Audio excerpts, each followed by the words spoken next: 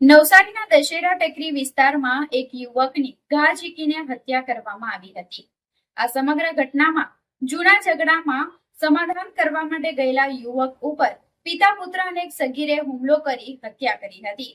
જોકે ગણતરીના કલાકોમાં નવસારી એલસીબીએ મુખ્ય બે આરોપી પિતા પુત્રની ધરપકડ કરી છે।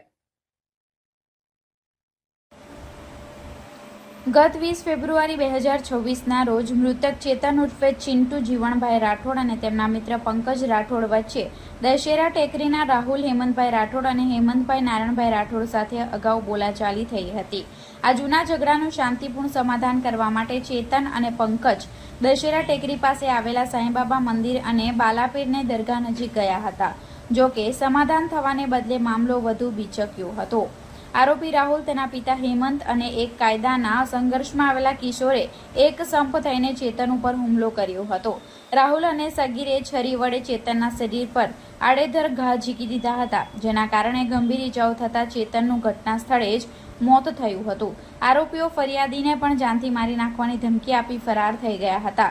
ઘટનાની ગંભીરતાને ધ્યાનમાં રાખી નવસારી એલસીબી અને ટાઉન પોલીસે ટીમો બનાવી સીસીટીવી ફૂટેજ અને હ્યુમન ઇન્ટેલિજન્સની મદદથી તપાસ શરૂ કરી હતી। તપાસ દરમિયાન આરોપીઓ ગણદેવી તાલુકાના સાલેજ ગામે એક વાડીમાં સંતાયા હોવાની માહિતી મળતા પોલીસે તુરંત દરોડો પાડી પિતા પુત્રને ઝડપી પાડ્યા હતા। પકડાયેલા આરોપીઓમાં રાહુલ હેમંતભાઈ રાઠોડ અને હેમંતભાઈ નારણભાઈ રાઠોડનો સમાવેશ થાય છે, જેઓ દશેરા ટેકરી નવસારીના રહેવાસી છે।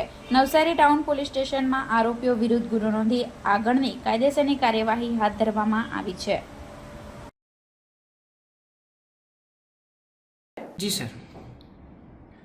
તારીખ 20/2/2026ના રાત્રિના 10:30 કલાકે મોજે દશેરા ટેકરી સાંઈબાબાના મંદિરની પાસે બાલાપીર દરગાહની બાજુમાં કિરણ ઉર્ફે કિરિયો ભીખુભાઈ રાઠોડના મકાનમાં એક મર્ડરનો બનાવ બનેલો હતો, જે બાબતે જે ફરિયાદી છે હિતેશભાઈ જીવણભાઈ રાઠોડ નાવે નવસારી ટાઉન પોલીસમાં બીએનએસની કલમ 103(1), 351, 354 મુજબની એક ફરિયાદ આપેલી હતી, જેમાં બનાવની ટૂંક વિગત એવી છે કે જે આ મરણ જનાર છે ચેતન ઉર્ફે ચિંટુ જીવણભાઈ રાઠોડનો મિત્ર પંકજ મહેશભાઈ રાઠોડના હોય આ જે બનાવ છે એ બાબતે જે આરોપીઓ છે રાહુલ હેમંતભાઈ કુકણા અને હેમંતભાઈ નારણભાઈ કુકણા અને કાયદાના સંઘર્ષમાં આવેલ એક બાળક, એ લોકો જોડે કોઈ ઝઘડો થયેલો હતો, જેની સમજાવટ માટે એ લોકો ત્યાં સ્થળ પર ગયા હતા, જે બાબતે બોલાચાલી થતાં આ જે ત્રણેય આરોપીઓ છે તેઓએ આ જે